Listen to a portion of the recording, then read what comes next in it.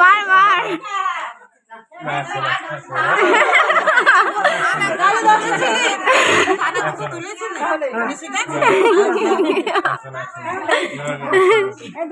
কালকে বিকেলে এসছে বৌদি, আর আজকে হচ্ছে রিসেপশন, মানে তার পরের দিনে। আজকে সকালে ছিল আমার পরীক্ষা, তো আমি পরীক্ষা দিয়ে এসে তারপরে রেডি হয়ে এখন যাচ্ছি ভেন্যুতে। এটা হচ্ছে আমার ইউনিভার্সিটির সামনেই মঙ্গলম গার্ডেন। তো তোমরা কে কে জানো এই ভেন্যুটা, তোমরা আমাকে কমেন্ট করে জানাতে একদম ভুলো না। তো তারপরে চলে গেছি ভেন্যুতে, আর আমার লুকটা আজকে কেমন লাগছে সেটা তোমরা জানিও।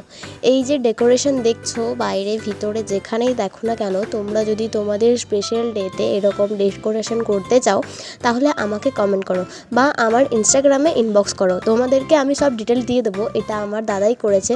এখানের সাউন্ডটা আমি তোমাদের সঙ্গে শেয়ার করতে পারবো না, আসলে এখানে ডিজে হচ্ছে আর ডিজের প্রচুর পরিমাণে গান বাজছে, তো ওই জন্য আমি দিতে পারবো না। আসলে দুটো ভিডিওতে কপিরাইট দিয়ে দিয়েছে, এর আগে যে দুটো ভিডিও পোস্ট করেছিলাম সেইগুলোতে। তো যাই চাইছি আমি এই ভিডিওটাতে আমি কপিরাইট দিতে চাই না, ওই জন্য এই ভিডিওতে কোনো আমি বাইরের ব্যাকগ্রাউন্ডের মিউজিক তোমাদের সাথে শেয়ার করলাম না।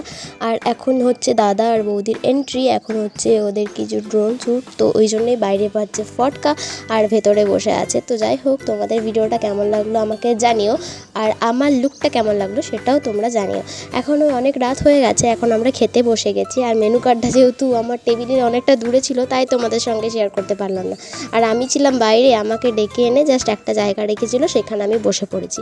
এখন পাম্পাম তো খুব দুষ্টুমি শুরু করেছে, কিন্তু যাই হোক, তোমাদের ভিডিওটা কেমন লাগলো সেটা কমেন্ট করে আমাকে অবশ্যই জানিও। দেখা হচ্ছে একেবারে দিদির বিয়ের ভিডিওতে। বাই।